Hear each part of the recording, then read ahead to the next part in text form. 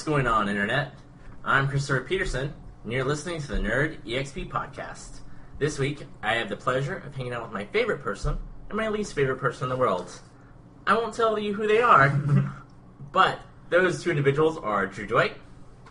Hello. And Edgar Alvarez. Hi. And the spirit of Guillermo. Unfortunately, he has to work, so he will not be part of this episode, but he is in our hearts. The point of this entire podcast, besides extremely long intros, is to help you level up your nerd IQ. How do we do that? By going through this week's top entertainment headlines, talking about a topic of the week, which this week we're going to hit you twice. First with the Emmys, and then with Sin City 2. And the point of all this? To start a conversation.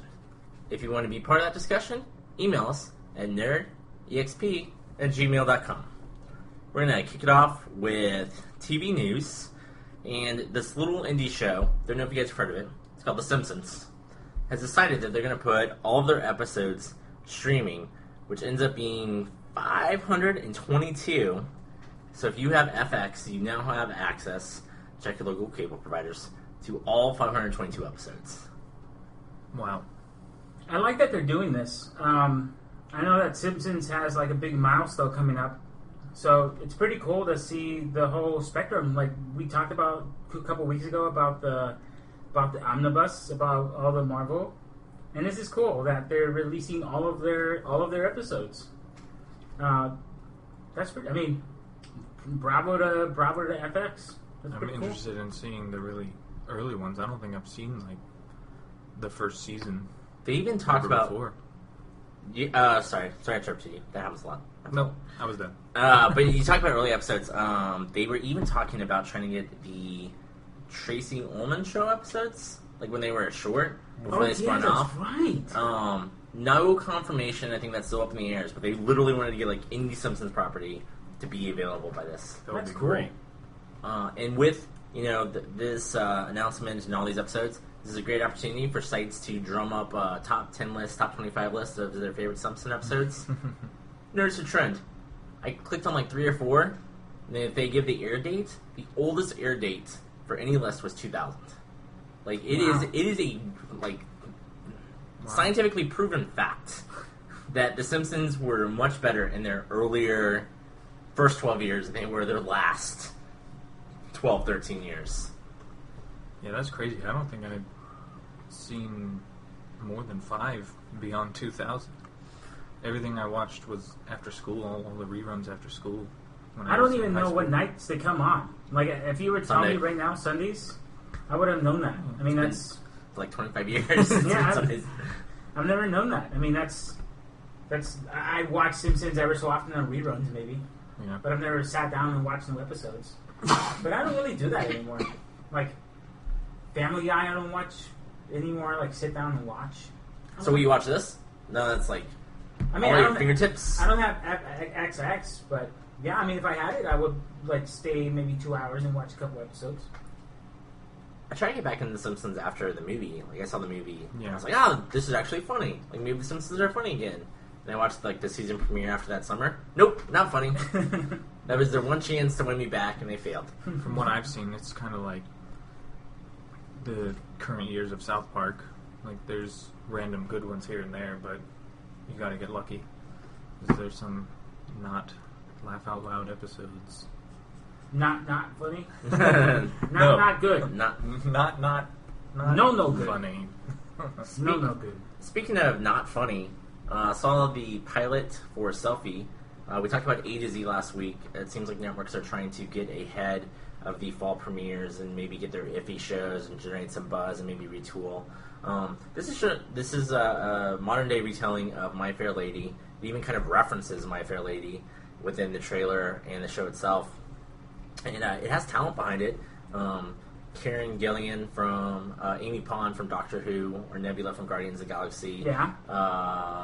John Cho from Star Trek, and Harold and Kumar, and a million other shows here and there. So these are people who like kind of always on the precipice of being the stars.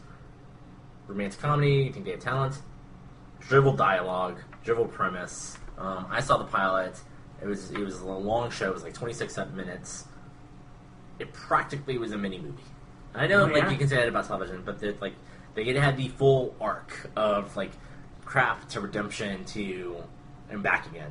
So I don't know if they're just going to de-evolve and hit reset button for each new episode and just creates another crazy social faux pas, but just bland all around. I watched the trailer like before the podcast, and I wasn't interested at all. Like I felt annoyed by this. Like it was hashtag. I think it's too self-aware.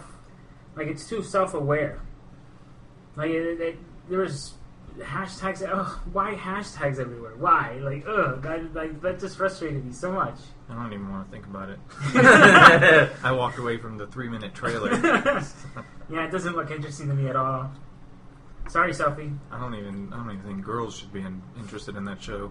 Ooh, not even girls should Not be interested. even girls. Ooh, What do they sick know? burn. What do they know? Oh, true. You were going to get so much hate mail. Yep.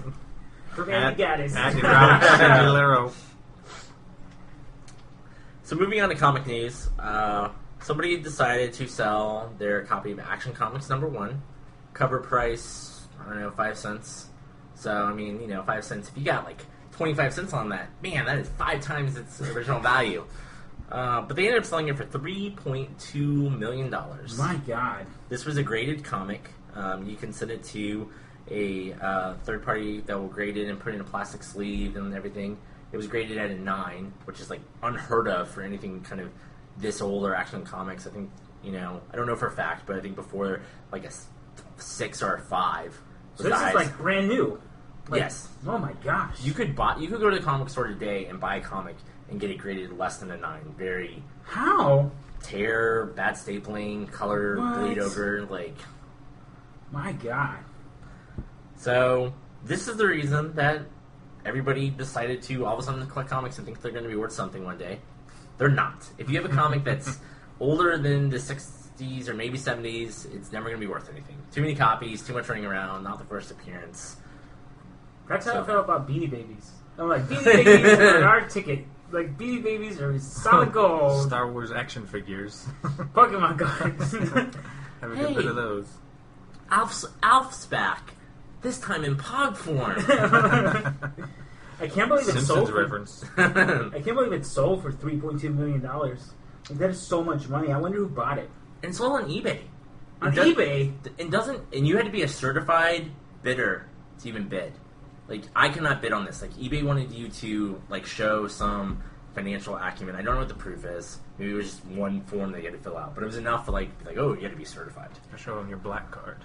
So most of these auctions go by like that Sotheby site, right? Like Sotheby or something, like Sotheby's or whatever. Like, never heard of it. I actually have no idea what you're talking about. Like those are the auctions that come up. Like, oh, this Picasso painting got sold in this Sotheby's auction for like $25 million or something. I don't know. Wow. But most auctions, like most expensive stuff, goes through there. Like, I don't know. It's weird that they did it on eBay. eBay for millionaires. Of art collector. What do you do with that comic now? Do you give it to a museum? Do you keep it? I don't know. Like, what do you do with that now? Do you read it? What would you do with it? No, I wouldn't read it. Like, you gotta take it out of its like protective sleeve and case, and like it has to get regraded, and then like is it being shipped to the person?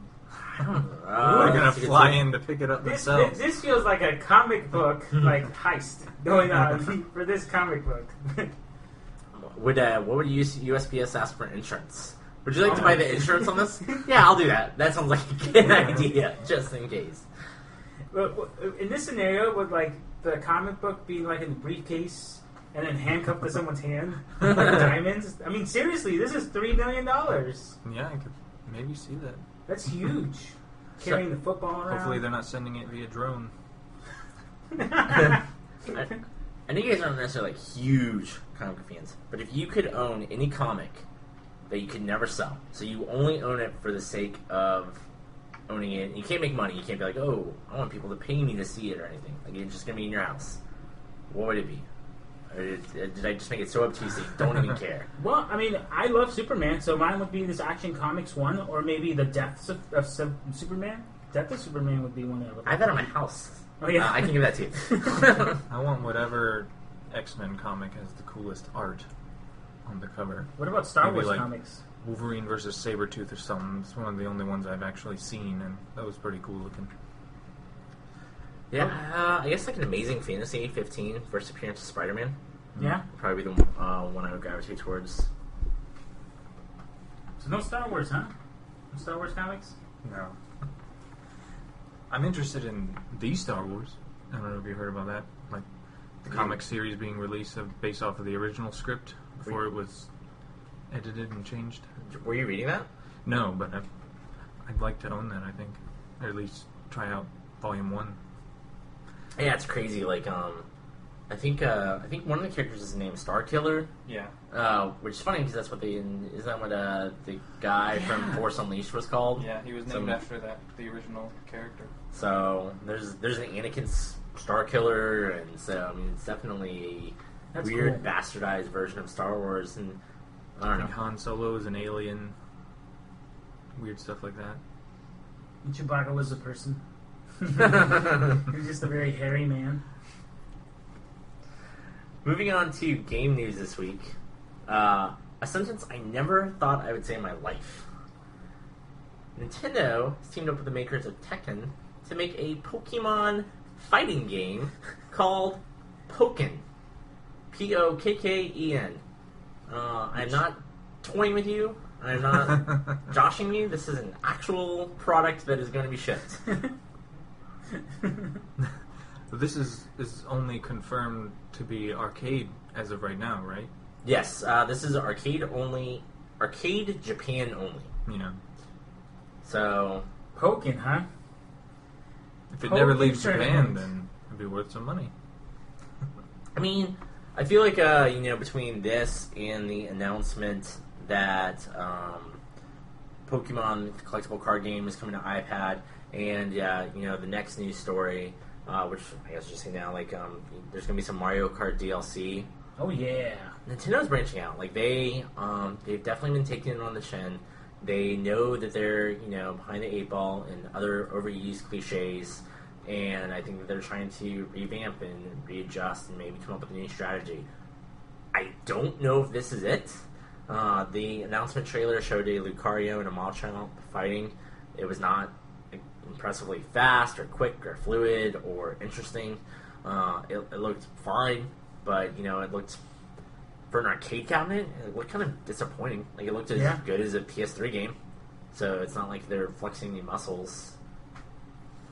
I thought we had a Pokemon fighting game in Smash Brothers. Like, well, I wonder why. I wonder why this came up. Like, where's the interest? Like, who wants to see What about you fight Pokemon Jigglypuff? Stadium? Isn't that basically what that was? I Yeah. never played it. No, like this is supposed to be like a traditional fighting game. Yeah, I mean, Yeah, like you control character. I imagine you'll have a health bar. pick from a menu. Yeah, combos. Pokemon Stadium's battling Pokemon in Like real 3D. powers. Okay. Like it's still turn based. Mm-hmm. Well, I mean, hopefully Guillermo doesn't have to play against Jinx. 'Cause Jinx will play with Lovely Kiss. Going off of the Mario Kart 8 DLC that we talked about, as of recording, like tomorrow, the Mercedes-Benz one will come out. But then sometime in November, there are going to be new skins, new vehicles, which is pretty cool. I mean, F-Zero vehicles. F-Zero This is vehicles. One mentioned, at least. This is really nice for Nintendo to do, because this is something that Call of Duty does all the time, and I buy that crap all the time. If they come out with a skin that's really cool for the guns, I mean, I buy that. They came out that you can dress up as an astronaut. I bought that. Like, I buy that shit all the time because I want to look cool playing, right? Yeah. So how better to look cool play Mario Kart than as, I don't know, like Tanuki Mario, like Link is in there. That's cool. And I would pay for that. Yeah, I'm really excited. I've been waiting years to have other Nintendo characters, outside of Donkey Kong, show up. Yeah. And when I first saw the picture, I was like, "This is Photoshop. This isn't real. But this is real." And I was very excited. Yeah, this is cool. Good job, Nintendo. I think this is the first DLC for a first-party Nintendo game that I can think of. For the 3DS, Especially paid. it was New Super Mario Brothers 3D, or like one of those games that was very coin-based. Mm-hmm. That's the sequel. Had paid DLC levels. Okay. That you can get that would be even more challenging. So it's kind of like but yes. the Luigi game for the Wii U. I mean, but that was another game basically, but it was basically DLC. Right. But I mean, but you're absolutely right. Like, this still strikes me as odd. Like, this announcement, the fact that they're doing this, not odd, but like different. This is not a standard Nintendo strategy. And to Edgar's point, Tanuki Mario, which is just, the fancy raccoon suit from Super Mario 3. Raccoon dog. Cat Peach. And Link, and 8 courses come out in November. And then in May, so like 6 months later... There's another one? I didn't see that one. Villager, Isabelle, who I don't even know who that is. Yeah, I'm not sure who that is. Who's the Villager? Robin Williams? Isabelle's probably from Fire Emblem or something. Villager is from Animal Crossing. And then Dry Bowser, plus another 8 vehicles and 8 courses, 4 vehicles. That's cool. And if you buy both, you get 8 different colored Yoshis and Shy Guys. What? What? I didn't read that. That is news to me right now. Listeners cannot see the table rising up from the boner that Drew Dwight is getting right now. That's uncalled for. That's cool that you can control different color Shy Guys. That's awesome. So far, to calm Drew down. Yeah, Drew, calm down. This is only... Isabelle's also another Animal Crossing. I like to... Okay. Sorry. But anyway, this is only in Europe now so far. But this is also how the Mercedes DLC started.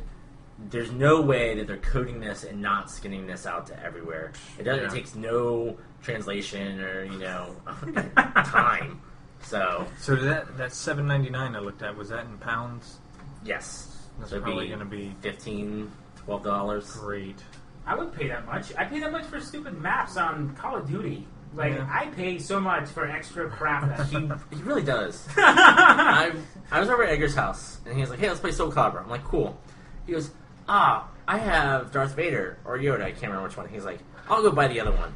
And just like, he decided to buy it. Like $6 later, he played with it once and goes, "I don't like this character." I love the add-ons. Like, I don't like when Madden introduced like alternate uniforms for like the AFC only. I bought those, and then I'm like, I need the NFC ones too. Of course I do, and so I bought those too. Like, I love add-ons. Every year, Madden is a $60 add-on. Speaking of that, I'm gonna pick up Madden soon. Like, maybe in the next couple of days. Oh, shut up. Good news. Bad news. Sad news. Hackers have decided that Sony, specifically as part of their messaging, but also Blizzard and other companies, only care about money and don't care about their customers. So they decided to do a DDoS attack where they overload the servers and they won't be able to take any new traffic to prove a point. I don't know what that point was. It meant I couldn't use my PlayStation for a day. People still can't get on Battle.net. So, yay? Thanks, you assholes. I can't play as an astronaut now. Call of Duty Ghosts. I have to play single player. That was terrible. I'm confused. What happened? Hackers overloaded the servers for PlayStation Network and Blizzard because they believe in corporate greed. Okay. The Wii U was safe, though. Nothing happened. They're actually losing money, so they don't want to mess with that. They do care about their customers. Not even hackers can simulate activity on the Wii U. Nintendo. I don't know. Corporations exist to make money. Like, I don't understand, the point behind this and what they proved or anything. I guess it's their version of social justice. That said, if any hackers are listening, Pentagon or something. If any hackers out of Sony. If any hackers are listening, I was just kidding. I love your guys' work. It's great. I stand behind your message. Keep doing what you're doing, and just leave me out of it. NerdEXP supports hackers. Watch out, man! They're gonna hack your website and say that you like Xbox One. What? Oh. 5 best Xbox One games. Yeah, I remember listening to it on the radio this morning. They called it the Lizard Squad. Like, those were the group of hackers that took it down. It was called the Lizard Squad.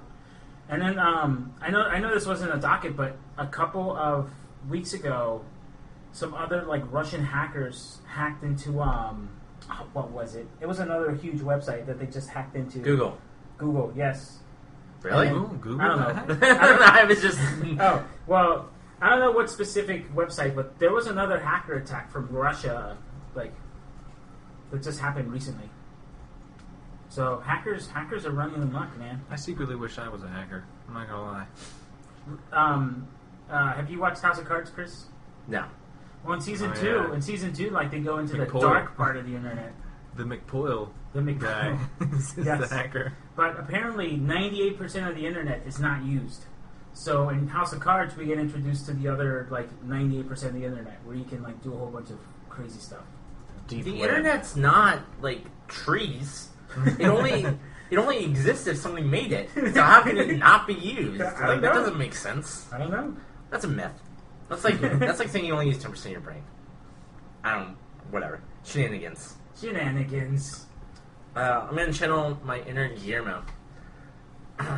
So there's this mobile game that came out. It's kind of like Clash of Clans, but it has a Star Wars skin on it called Star Wars Commander. Mobile games are cool. Well, I'm out and about a lot, and I have to check out iOS games sometimes, and I always like to check out what's new and fresh on the iTunes chart. I haven't played this game, but in Guillermo's defense, Tiny Tower had a spin-off called like Death Star Tiny Tower. Maybe it was just called Death Star. It was just as fun as Tiny Tower, but with Star Wars references and Easter eggs in there. So I mean, I feel like if you like Clash of Clans, Yeah. or like Star Wars, then definitely give it a go. It's free. You never hurt yourself by trying it out. Just don't get suckered into buying those rubies. Credits. Yeah. Republic Only credits. credits. For movie news, continuing the Guillermo theme, the second part, and I'm going to butcher this, the Great White North Trilogy by Kevin Smith. Sounds good to me. Hosers. Yoga Hosers, starring Kevin Smith's daughter and Johnny Depp's daughter. If you are... And Johnny Depp. I'm sure he'll be in the movie. I don't think he'll have a prominent role. If you watch the trailer for Tusk, there's a scene where two girls are in a convenience store gas station. Those are going to be the girls in this movie, which is going to be a superhero action movie for girls made by Kevin Smith. The same guy who makes dick and fart jokes and three-tittied women. So he's clearly capable of... And Cop Out. Hey, I like Cop Out, man. I own Cop Out. You and Bruce Willis. The only two people who like Cop Out. I love Cop Out. To Guillermo's point, they were in the Tusk trailer, and like they were only there for a couple seconds, but they were in the story called A to Z. I know we talked about this already, but they were both there. I looked them up. Kevin Smith's daughter looks just like her, just like him, but I don't see the resemblance in Johnny Depp's daughter. Oh well. That's good. I mean, I think it's it's interesting. People can change, make fun of Kevin Smith. He makes fun of himself, so we'll get along great. For his past work, being very chauvinistic and geared towards boys, but I mean, that was before he had a daughter, before he grew up. It is possible for somebody to make, a boy movie with dick and fart jokes, and then, a couple years later, make a good movie. And I really hope that this is a good superhero movie with girl protagonists, and is not a superhero movie for girls. And I know that sounds like a weird distinction, but I just want it to be good on its own merits, Not like that Sucker Punch. asterisk. Like Sucker Nobody Punch, calls right? Sucker Punch good on any scale. I mean, Captain America: Winter Soldier was a good hero, like superhero movie with girls in it. Like Scarlett Johansson was in it, There's right? a girl in it. A girl. There's Oh. a blonde spy chick. It doesn't pass the Bechdel test. Oh yes, I looked it up. NerdEXP doesn't pass the Bechdel test. It's where two women need to talk about something else other than men to each other. 2 named women. 2 named women. I see. That's it? That's the one criteria? Yeah. Most movies do not pass this test. That's crazy. Does Kill Bill pass? I think it does. I would think it does. Yeah. I mean, Yeah. Volume 1. Volume 1 does. Volume 2? Everybody loves Volume 2, but it doesn't pass the Bechdel test. Told you Volume 1 was better. In smaller movie news, if you like Dancing Groot, oh, buddy. Funko Pop and Marvel have you covered. They are doing... Funko Pop does cool toys. I have a couple in the house. They're doing a Dancing Groot toy. Everybody loved that scene. It got huge laughs within the film, so they're pumping it out. Strike the iron while it's hot. And then, this is exactly why Disney bought Marvel. Nobody merchandises faster and better and stronger than Disney. Yeah. I mean, just a couple episodes ago, Guillermo was talking about how Guardians of the Galaxy is already being rolled out in, Magic Kingdom or wherever the hell it was. I mean, somebody made this toy on Etsy and was selling it. Yeah. So they're going to be upset. Their profits are going to be undercut. Aww. They've made enough already. Don't- They've had a month. Don't mess with the mouse. They're going to get you. For trailers this week, it's not online yet, so I haven't had a chance to see it. But in front of Sin City 2 was a trailer for Quentin Tarantino's Hateful Eight. The best part of Sin City 2, I Days was to gonna Kill say- For, is the Hateful Eight. I was going to say the exact same thing. Oh. Go ahead, Drew. I took your thunder, but go ahead. Well, there is no footage. They haven't even started filming this movie. There's not even any official cast announced yet. But I know the trailer is just a sandy dune with Western style electric guitar music playing, and then they just start naming off the characters basically. Or I guess it gives a little backstory how they all stranded by a blizzard in the Wild West, and there's eight people stranded together, like a ragtag group, whatever, random mixture. And it just shows the character names, like their actual name, and then what they're labeled as. Like there was one, the Mexican, and the sheriff, the cow puncher, which is cool. And I know Tarantino had a live reading of the script in L.A., and the cast there, at least most of it, is expected to reprise the role in the film. It included Sam Jackson, Michael Madsen, Tim Roth. Tim Roth, that's right. I forgot about him. The French guy from Inglourious Bastards. Yes. Monsieur Le Petit. Yeah. Was one of the people called the bride? No. Oh, that would have been cool. But There was a female. It was the prisoner. The She was prisoner. a prisoner. And there was also a hangman. So I believe the prisoner is with the hangman. The hangman was Kurt Russell in the live reading. So it's nice to see that Quentin Tarantino went on to film this movie, because there was a huge controversy about the script being leaked, and then he's like, screw it, I'm going to shelf it. And then he had the live reading with all the characters, or with all the actors as their characters, and he's like, okay, cool, I'll do it. I liked the music a lot in The Hateful Eight. It was pretty cool. I also liked how it said nothing, but we were so excited about it. I know. This maybe the most excited I've ever been for a trailer with no movie in it. Right. So, but the best part at the end, see it in 70mm film. So he's filming this with 70mm, which isn't like IMAX, or I guess it's 65mm in the camera. It's projected on 70mm film because they have to add the soundtrack. But what it is and it's what I think invented in the 20s, or even as far back as the 1800s. Like when they started, they wanted a wider picture with better.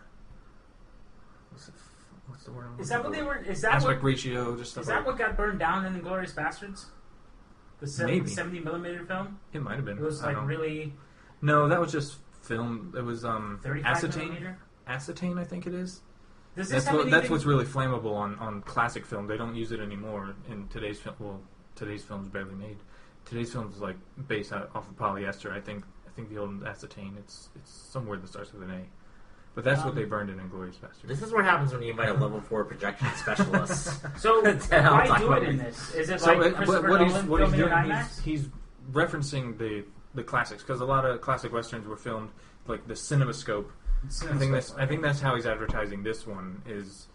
It's basically just a wider film, with a better picture, and very rare nowadays. There was a recent film, The Master, not Philip Seymour Hoffman. He's in it. Yeah. The Paul Thomas Anderson movie, The Master. He used 65mm film, but it's not IMAX. It's a horizontal. Like IMAX is 65mm turned on its side, so you get a big picture filling the room from top to bottom.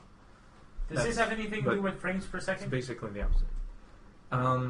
I read something about some of them being played at a faster frame rate, but not 48 frames per second. It was like 32 or something. Standard is 24. Is there any other director who could command this response from you guys for showing jack shit? Like, I didn't realize that this trailer was nothing. This trailer was a concept. Yeah. It is. It's a promise, is what it is. I mean... It's, I don't know. Scorsese? I never saw the Departed trailer. Like, I just watched the Departed movies. Spielberg? Not even Spielberg, because Spielberg's not. He's not like a genre filmmaker. He's. I would be excited about anything, but I don't think his movies can be anything. You know, and Tarantino movie is a Tarantino movie. And those guys are also machines. Like Scorsese and Spielberg typically have a movie every year, at most every other year. For sure, yeah. So, but I mean, Tarantino was, I would say, I would get excited for a trailer with no movie if it's a property that I like, but I think Tarantino may be the only director that I would be excited for that. Yeah. I mean, I love Joss Whedon. That is a Whedon. property. Tarantino is a property, basically. A Tarantino-style film. Yeah. There's nobody else. There's nobody who, I don't care. But I would never mirror your guys' excitement for any other director or writer. I guess the closest would be Kevin Smith at one point in my life. Mm-hmm. But even then, Joss Whedon? Even then, we've grown apart. I mean, I like Joss. I think he does really great work, but, I don't know. At the end of Captain America, I think Captain America, where they show the teaser for Avengers, that got me pretty hyped up. What was that the end of Captain America? Yeah, the first Captain America. That got me pretty hyped. Captain America, the first Avenger. The first Avenger. Right. When I saw this trailer and seeing how all the characters are interacting in a closed space, it reminded me of philosophy class. No, there were no characters. Yeah, all the characters. You don't see anything. Sorry, yeah, you know, they name all the 8, plot. and they're stuck in this blizzard. But it reminded me of in philosophy class of a book called No Exit.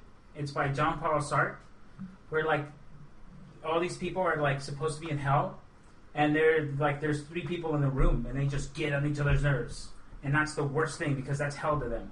And it turns out they were in heaven all along. Twilight Zone. But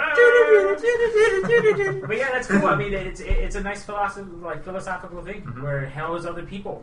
What's unfortunate about the 70mm thing, though, is there's going to be rarely anywhere in the country or world that will be able to project it as it was filmed.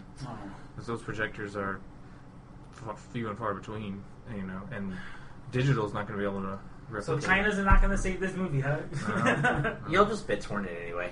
No, it's fine. That is, you're leading people on here. I'm kidding.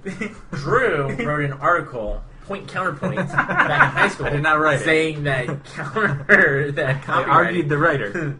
that it was not appropriate to steal material. So, and I agree. My views have definitely changed since high school, but I'm still a little conflicted when it comes to movies. I don't download movies. I don't pirate anything at this point in my life. Not anymore. I don't know. I guess I'm not rich, but just whatever. I will pay the $6 to watch this movie I rented, as opposed to risking getting a computer virus. That is more of a hassle to me than having to pay, just a little bit to get a movie. I buy music. I pay 99 cents or $1.29. I pay $1.29 for music. I mean, I didn't used to. How much enjoyment do you get out of one song? I get a lot of listen enjoyment to it for years. Yeah. It's totally worth $1.29. Yeah. But one more thing that I'd like to say about the Hateful Eight? 70mm. Yeah. I could see myself flying to Los Angeles to see this projected the right way. True. This is a once in a lifetime chance.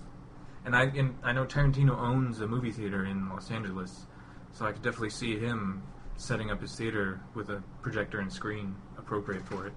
Cool. We'll have to check that out. Yeah, I'm done with Hateful Eight now. No, that's fine. Hateful Eight, when it first came on, the Weinstein Company logo came up. I was like, "This is it! I cannot wait to watch it." I forgot it was going to be about the logo. Like, you are going way too play-by-play on this trailer. I just loved it so much. I loved it very much. I can't wait for this movie. Weinstein's are, shut up, Kevin Smith. We don't want Clerks 3. We want Hateful Eight. Yeah. You want 70-minute film? Got it. Another director. I hope you guys are excited for this guy.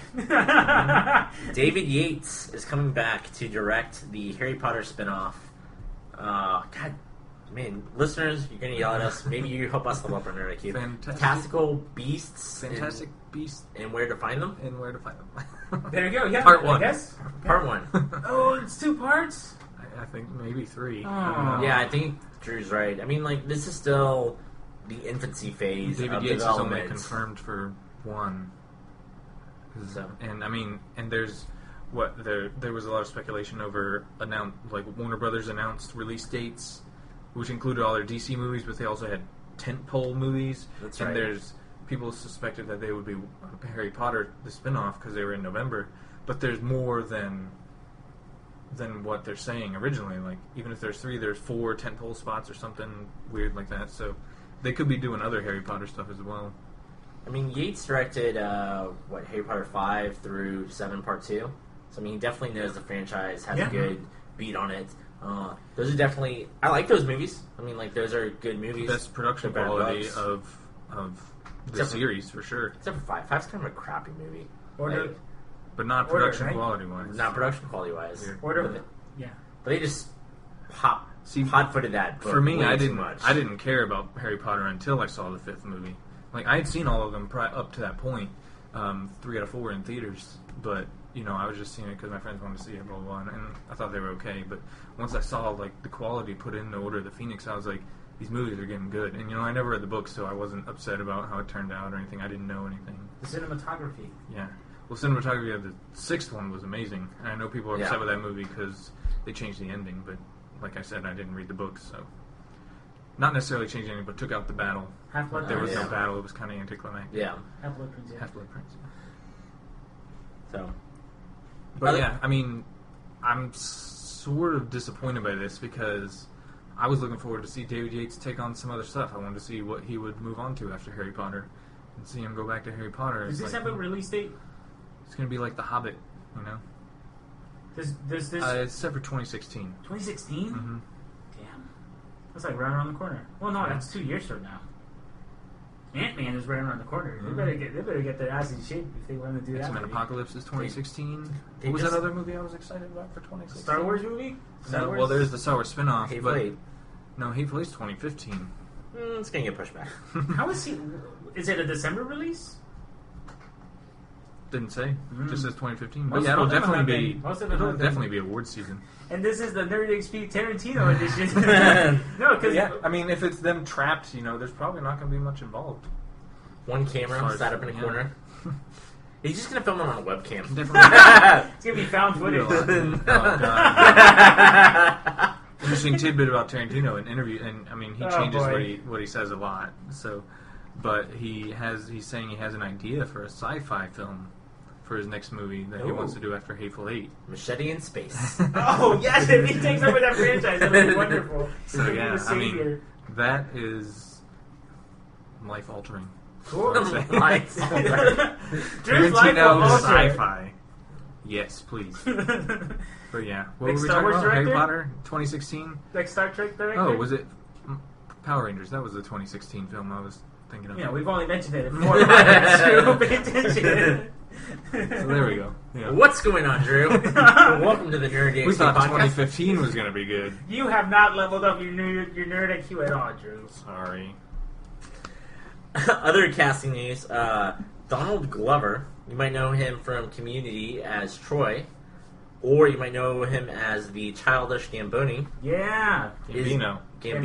I listened to him. He's very good.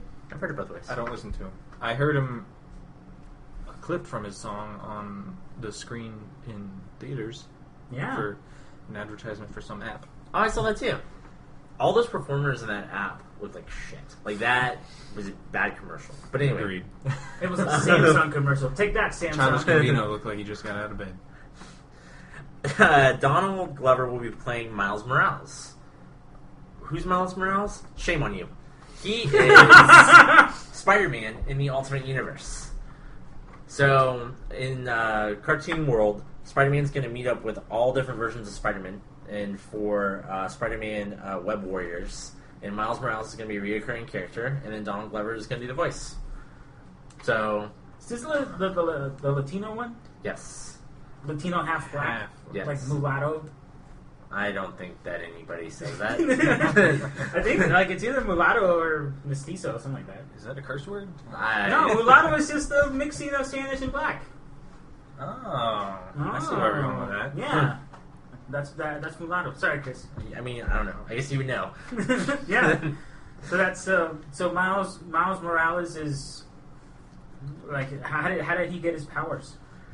Very similar to Peter Parker.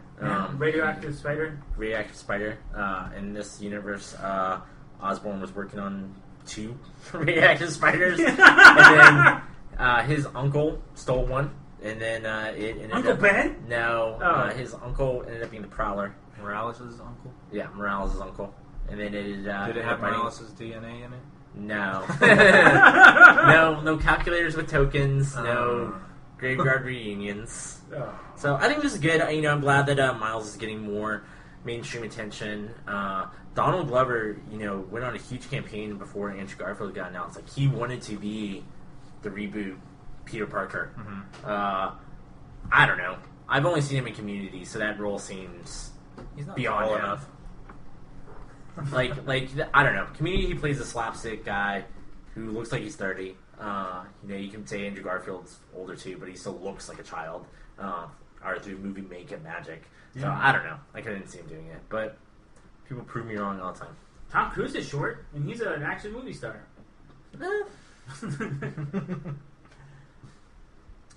So if you're Google, you're like, I'm going to buy the entire world. I have YouTube. Now there's this upstart called Twitch out there. I'm going to buy that too. I don't want anybody having streaming video besides me. Amazon comes up one day and says, no, sir. $970 million later, they are buying Twitch. That's a big deal. Twitch is like it's a service that lets like gamers watch other gamers, right? Sorry, I know I'm dumbing it down, but that's what it is, right? I watched the live coverage of Nintendo's E3 booth or whatever via Twitch. Yeah, I mean, Twitch is a streaming service, and I apologize, but like most of their business is streaming itself. Like, they don't do stored media. Okay. That is something that they either talked about doing or just recently implemented. But so it's pretty much unlike YouTube. Like, you can't go and watch old stuff. Like, you can only watch what's currently happening. Okay. And it is growing, and it's growing fast. It was the only service baked into a PlayStation 4 and then an Xbox One. It didn't come in with YouTube support out of the box. And it is just constantly breaking records for concurrent users and shows. There was recently a Twitch Plays Pokemon where somebody simulated Pokemon Red, and then based off people inputting instructions, it would move the character around. What? Wow. But then you would have 1,000 people trying to move Ash around constantly, and so it wouldn't work. But they ended up beating all 4 gyms, all 8 gyms. I'm sorry, then the final 4, and going through everything. So. When I heard about this, when I heard about Amazon taking over Twitch, Twitch recently held a viewing event for the League of Legends, and over 32 million people checked out like what was going on. That's more viewers of the season finale of Seinfeld, MASH, Friends combined. We're watching this one tournament, and that's ridiculous. Good for Twitch. I mean, they're huge. They're growing. Good for that. Not as big as American Idol, though. In its heyday, I guess. American Idol is shitty now. I know. So moving on to our topic of the week, number uno, Emmys. yesterday or 2 days ago or a week ago or a year ago, depending on when you're listening, the 2014 Emmys were announced and the winners. I didn't watch it. I kind of watched it after the fact. But looking over the list, God, this is a boring list. Like, this is everybody who won last year, pretty much, or maybe the last 2-3 years, like, remix. And maybe that's not fair. Nobody complains if the Bulls won 3 championships in a row and they're the best of the best of the best. Mm-hmm. But man, just like, yep, sure to give the award to the same people you did last year. Breaking Bad last season, huge winner all around. So, any overall thoughts? I felt that some series were put in the wrong category. Like, for example, True Detective was one of my favorite shows last year. It got put up against, like, Mad Men, Breaking Bad. It got put up against, like, all these Game of Thrones, House of Cards. And it only had, like, 8 episodes or 10 episodes, right? Like, I felt like that should have been in the miniseries. But that's just me. It's funny, like, they say that, because, like, I agree with you, because, not going to go through the whole list, but, like, miniseries, for outstanding miniseries, you have American Horror Story Coven, Fargo, White Queen, Bonnie and Clyde, Treme. Fargo and American Horror Story, as I understand them, are both getting renewed for another season, but they're going to tell a different story next season and have a different cast. Yeah. That's exactly what True Detective yes, is. exactly. It's an anthology show. Like, so you, like, you have a fair argument that it should be a miniseries. They got to get 6 in one and 6 in another. So. So lead actor in a drama was won by Bryan Cranston. He totally deserved it. However, Woody Harrelson and Matthew McConaughey, if they were nominated in the miniseries, they would have beat, I don't know if they would have beat Benedict Cumberbatch, but that's what I'm saying. That if I think they would have. I mean, one of them, anyway. And then, like, Orange is the New Black being nominated, like, as a drama series. I'm sorry, it was put in a comedy when it's obviously a drama. Like, I don't know. A lot of things were out of place, but the winners, like, the big winners were Modern Family, which I guess it's a veteran vote because they've won, like, 5 years in a row. They've tied Frasier for the most winningest, like, comedy ever. Wow. And then, like, it beat Veep, which is one of my favorite shows. Julia Louis-Dreyfus has won a lot of awards for Veep. And so has Tony Hale. Like, Buster Bluth has won a lot of awards as well for Veep. And it doesn't make it any good. No? I mean, I'm just saying Modern Family is the best, but I don't think they should have won this year. Like, they had a lot of competition. Breaking Bad definitely should have won Outstanding Drama. I mean, that is the best. So we'll see next year when Breaking Bad is done, Mad Men is in the final season. We'll see. You think Mad Men will pull a Return of the King? Like, hey, sorry we snubbed you. Yes. All the other years that you came out, but here is everything that you should have won this entire time. I think so. Because Mad Men is so they in did the... with Lord of the Rings. Yeah, that's what you just said. Return of the King. That. Yeah. I thought you were talking about Game of Thrones. Dude, pay attention. Sorry. You're not leveling up your nerd IQ. I was listening. I think that's exactly what's going to happen. The next year, Mad Men will be on part 2, right? They're probably going to win drama series. This is bullshit, by the way. No, that is bullshit. I hate that. It's a whole season. Like, you had 2 short seasons. You did not have one super long season with a ridiculously long break in between them. John Hamm is going to win lead actor. I know he is, because he hasn't won once, and he's been nominated 7 fucking times, and he hasn't won once. That's ridiculous. Who was that? That's crazy. There was a woman who got nominated 12 times. Murder, She Wrote. Didn't she get nominated 12 times and never win? Oh, what's her name? I don't know her name. But yeah, she was Miss Potts and Angela Lansbury. That's is right. that her? Yeah. She passed away. That sucks. But yeah, she didn't win anything. So that's my recap of the Emmys. Was good job, Breaking Bad. There's some funny parts in there from Weird Al. Like, Weird Al had some songs on there. I saw the Weird Al. Like, you keyed me in on that, and after the success of the CD and his latest album, I don't know. I hate to be like the Chris Shits on Everything podcast. I didn't care. Like that. No? That YouTube video was a waste of my time. Oh, you didn't like the Game of Thrones one? No. Where it's like, right, George R. Martin, right? Or something like that? Yeah, it's that. Like, for 30 seconds. Like, saying it once is kind of like, that's kind of clever, but, like, saying it over and over again, like, I don't know. It almost felt like he made it up on the spot right there. He only had a couple weeks. That would make it better. He only had a couple weeks to write the whole thing. He's no Wayne Brady. Wayne Brady, yeah, that's right.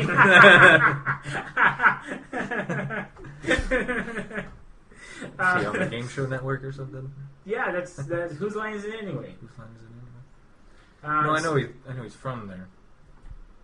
Or made big there. Anyway. Seth Meyers was okay as a host. Like he did his whole like weekly update like he did on SNL for such a long time. He was okay. That's cool. I don't know if I would want him back though. Lukewarm reception online that I saw. Like nobody seemed. Yeah, I didn't watch it or watch any clips from it. I just read the winners list. The whole show was like kind of a dud. Like all the jokes were like over the viewers' heads. Well, they aired it on a Monday. Like yes, on a Monday, and it was a month early. Are award shows ever on a Monday? Like that seems so bizarre to me. It always feels like a Sunday thing, and then Monday you see like, look at the red carpet, look at the dresses. Yeah. Like I don't know. That's weird. They moved like it's normally in September.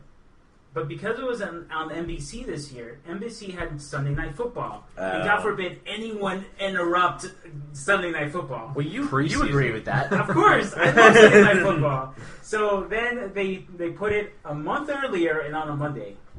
But it still pulled in decent viewers, like 3 million people watched it. But it's weird. It's weird to see it on the Monday. What did you think about Anna Gunn winning?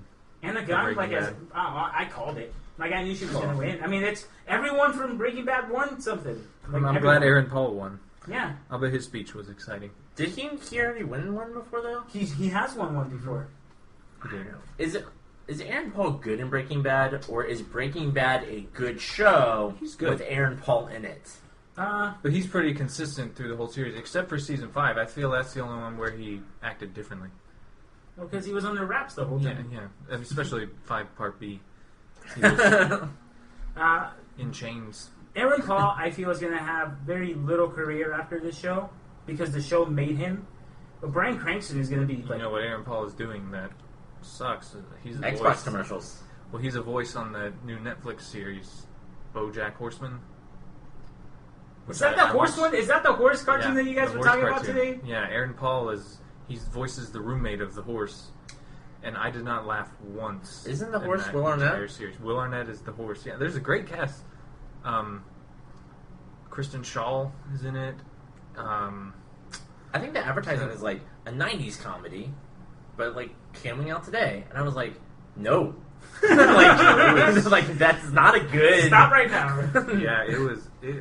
God. And it felt like it was written by high schoolers to me. Like, I feel like I was tasked in high school in my TV production class with writing a script, and this is what we came up with. You know. Well, it was. That's why it's on Hulu. It's a test market, like Hulu. Netflix. Netflix. Like Chris said, like we're the beta program for this shit. We're gonna watch it, and we're gonna be like, "This is stupid. But I'm gonna watch this again," and then they'll know. I don't think that's gonna get a second season. Speaking of high school writing, Sin City 2 came out last week. Oh, wow. We'll stay spoiler free. And then we'll go into spoilers, so that way if you listeners have not seen the glory that's Sin City 2 but are curious and don't want to get involved, you'll have plenty of warning. I did not see the movie, so this will be a Crystal's conversation for the most part, besides my jokes and interjections. But this is the last Sin City movie you will ever get. It made $6.5 million its opening weekend in 8th place. That is bad. I imagine, even like, for a rated R movie. Jessica Alba's hairdresser made $6 million. So this thing is dead in the water. Well, Drew, do you want to start, and then I'll give my 2 cents. Sin City: A Dame to Kill For.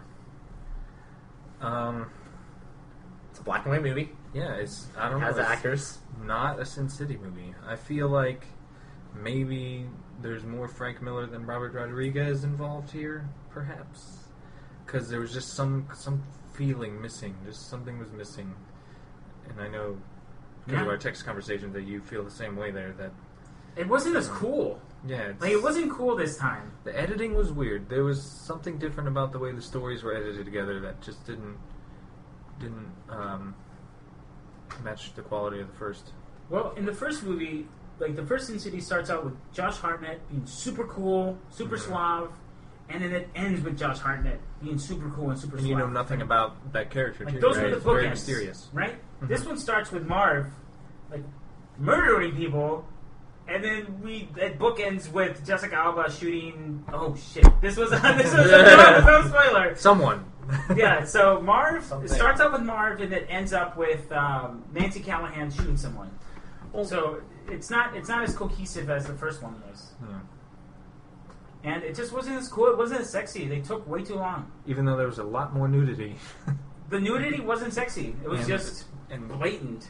Thongs. And A thongs. lot of thongs, a lot of nudity. But the nudity wasn't warranted. Like I felt uncomfortable watching the movie. I mean, it's true. Some parts were.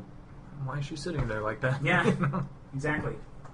I mean that's exactly what I thought from the trailer. That this movie was like, I don't know, since Sin City the first, doing cocaine. Like it was like, look how crazy we can be. More sex, more violence, more blood, more gore, more. Yeah. And I They're think it just snorting like, crushed up Viagra is what they snorted.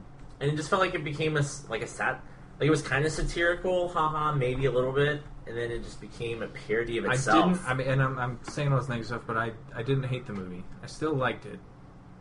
But it just doesn't measure up to the first. It was a good movie In any regard. Like it was a decent movie, but it wasn't a good Sin City movie. Yeah. Like it's a neo noir film. I would give it like a C minus. I probably Give it a won't B buy minus for me. it. I won't buy it. Like I don't want to own it, and I own 2 copies of Sin City. Like I own Blu-ray and I own the extended version on DVD because I love Sin City that much. B minus is not bad, guys. That's true. Like, I mean, is that really where you're putting this? Well, Like, that's not fine. him. I mean, Me. I gave it like an average, below average score because it wasn't. I'm only giving it like slightly above average, B minus, because it is Sin City. Like, because the characters are there, and it's a little exciting seeing them. At least It was at least so in the sad. beginning. Like it's sad to see that so many characters died. Yeah. Like actors like Brittany Murphy dead, Michael Clark Duncan dead, Clive Owen not dead. Clive Owen dead. A weird decision by them is to make Josh Brolin look like Clive Owen in this movie. Because if you guys have watched the first one, Dwight has a new face, or they mention a new face all the time, and they explain it in Sin City: Dame to Kill For that Eva Green, who's Ava Lord in this movie, like does something. Her first name is the same as her character's name. Yeah, sort of. Yeah. Yep. And so She Clive was and made so for that role. and so Josh Brolin looks like a weird Clive Owen. It's like, no, damn it, I love Clive Owen in this movie. Is this like Looper when you're like, why does Joseph Gordon-Levitt look weird? Yes. Like you just watch the entire movie going like, you look weird. Yes. You're not He like didn't look yourself. weird. He didn't have any makeup or prosthetics. I mean, except when he was. Not Joseph Gordon-Levitt. We're His talking ass about was Josh Brolin. Oh yeah. Yeah. I thought you were talking Joseph Gordon-Levitt to Joseph Gordon-Levitt. Okay. No, Josh Brolin. Yeah. Josh Brolin didn't seem like Dwight to me. I wish they would have written him as another character. Like he wasn't as suave or as sophisticated as Dwight. We've already started, but I guess it's time to go into spoiler territory. Spoilers. Spoiler warning. Spoiler warning, alert. warning of spoilers. Alright. Movie sucks. Yeah, there's too much Marv in this movie. I agree. I liked Marv in the first movie because one part was about him, and then he would be like interlaced in other scenes. Like, for example, in the first Sin City and Hardigan's story, we see Marv at Katie's bar, but he doesn't talk to anyone. You just see him. Just in the background, And then basically. in Clive Owen's story, you see Marv again, and then he describes Marv as like a warrior at a time or something. But Marv never talks. Doesn't Marv die in his story in Yes. Sin City 1? The first one. Yes. This So- is all the entirety of Sin City 2 takes place before Marv's story of Sin City 1.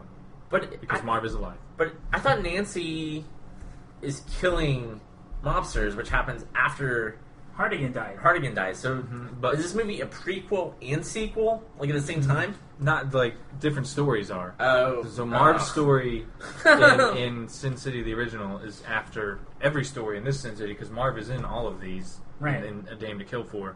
But the Hardigan story technically takes place after 4 years Sin later. City, Dame to Kill For, but not Marv's story in Sin City. It was 4 years. So It's been 4 years since Hardigan's been murdered, or since Hardigan killed himself.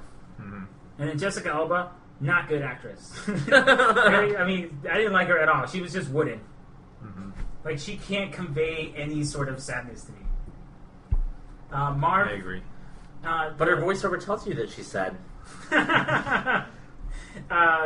Marv, juxtaposed to the first movie, he's in every single story, and he talks and he interacts with every single one of them. Yeah, That's he's what I like didn't the like. sidekick. Yeah. In both Dwight's story and Jessica Alba's story, whatever her name, Nancy Callahan. That's what I didn't like. Like, Marv was in all of them. Like, he's barely in Joseph Gordon-Levitt's story, but he does talk to Joseph Gordon-Levitt, and that just felt thrown in too, because he just walks up to him like, "What are you gonna do with that?" So it's like he had nothing to do with it at all. Right. He could have just been in the background. That would have been cool. Yeah, But you're right. He had to come up and speak. Apparently, everyone's favorite in the first was Marv, but I know Edgar and we both loved Dwight. Oh, Dwight was so good. It seems like Jack Sparrow syndrome. Like, hey, you're a side character. You're part of this movie. You're part of this cast. Oh, you're everybody's favorite. You are the movie now. You're everybody's favorite. In your face. More and more and more and more and more and more. Yeah. So that's right. Except he's not as good as Jack Sparrow. They just took way too long to make this movie. Yeah. Everyone looked old. Would this movie have been better with Jessica Alba? Would this movie have been better with Angelina Jolie and Johnny Depp? Maybe. I don't know who. Johnny Depp would have played maybe Joseph Gordon-Levitt's character. Yeah. It's really the only new one. Or I guess if he was going to play the Senator, maybe. I wish they would have made the Senator was so great. earlier. I liked the Senator. Yeah. He was villain and you hate him, but the actor's good. All I know him from is Deadwood. He plays a villain Powers in Deadwood. Booth, I think is his name. Yeah, he's a great actor. They mention Valanquist, like they actually show Valanquist in this movie, like the mobster Valanquist. Like in the first Sin City, they mentioned him, and then this time they show him. Ava Lord is like trying to convince him to join. Dick Tracy-esque. Yes, that part I like. I like Valanquist. Yeah. Madonna's the killer. And then the passing of Michael Duncan Clark sucks because I mean Manu would have been great with him in there. Right. They casted the guy from like the State Farm commercials, Dennis Haysbert, whatever. He did. His voice was identical, but I don't know. There were some surprises in this movie that I had no idea. Like I had no idea Ray Liotta was in the movie. Oh yeah, and he had a small part. Yeah. There was another one. Jeremy Piven was in this movie. movie. Piven, yeah. Christopher Melanie. Sure I don't know how to pronounce his last name. He was Who in did he play? He was the detective that fell in love with her. Oh, that's right. And then there's Lady Gaga had a cameo appearance. Lady Gaga was in this movie. A useless cameo appearance. Stunt casting. Yeah. The same thing in Machete Kills. She was in that movie for 30 seconds, and that's it. She was in Machete Kills a little longer. Was this better than Machete Kills? Scene. Yes, it was better than Machete Kills. But I mean, they just lost. Like I think so because I just care more about Sin City than I do Machete. Machete Kills is a terrible movie, and the fact that you even thought about it means that this is a terrible movie. I'm gonna stand by that statement. Never saw the movie, but that's a Chris guarantee. I disagree with most of the critics that it was boring. I didn't find it boring. I didn't find it boring. Yeah. I know that's what most people are saying about it. Robert Rodriguez needs to really stop being so quirky and campy, and he needs to do his homework. Because I mean, the first Sin City was great. The second one sucked. The first Machete was great. Machete Kills was god awful. The first Spy Kids was good. Second Spy Kids, complete garbage. Went way over the top. He needs to get his act together. I mean, he can't be resting on his laurels, and I mean, he's not that name of he's not a name brand. He needs to get on it. I mean, he proved it this weekend. Yeah, $6 million. So I wonder if Machete Kills did better than. He needs to stop sleeping with the actresses. That's what's getting in his way. Maybe. Yeah, he loves Rose McGowan. Were they married? I don't think so. On Planet Terror, it was. He was married when he slept with her, but not to her. All right, well, Drew has a subscription to People. I just know that about Grindhouse because I love Grindhouse. Him and his wife or sister write a lot of the screenplays. I think it's sisters. Sister or his wife? I don't know. Someone they write. Her name's Ava Avalian or something. They write a lot of screenplays together. Oh, well, you and your wife or your sister can email us and let us know if you thought Sin City, A Dame to Kill For was boring or if it was exciting. You can email us at nerdexp@gmail.com. If you want to hear more crazy theories and shenanigans, which you probably do, you can follow us on Twitter. Drew is at ERAUQSSIDLROW. That is World is Square backwards. Edgar is at Edgar Rex 86, but I'm gonna change my handle soon. Ooh. Yeah, I know. You heard it here first. Hang on, guys. I'm probably gonna change it to Edgar 86. I've outgrown the Edgar Rex. Moniker. Oh, you should make it Alvers. What? Your license. Oh yeah, Maybe I my shouldn't be license. announcing on air. That's a good point. But That's a good point. I don't know. I'm just tired of being Edgar Rex. The Rex is gone. The Rex is gone. oh no. And you can follow me on Twitter at NerdEXP. Well, thank you guys for this week's episode. Thank you, Drew. You're welcome. Thank you, Edgar. Anytime. Who's your least favorite? Thank you, Spirit of Guillermo. Who's your least favorite person? Who's your favorite person? And thank you, listeners. No. Whether your name's Andy. Andy Gaddis, yeah. Jeff? I don't know if we should say last names. Oh. Andy Jack- Gaddis, blah, blah, blah, blah, blah, Jackson, Who lives Florida. at I know where he lives. 32 Wallaby Way. Whether your name's Andy or Jeff or Bill or Brad There's Rob out there too. or Rob, or John, Frank, Samantha, Sally, Michelle, or whoever you are. Thank you. Any name on a Coke bottle. Whoever you are, thank you for listening. I hope you enjoyed this week's episode, and this helps you with your nerd IQ. Level up, friends.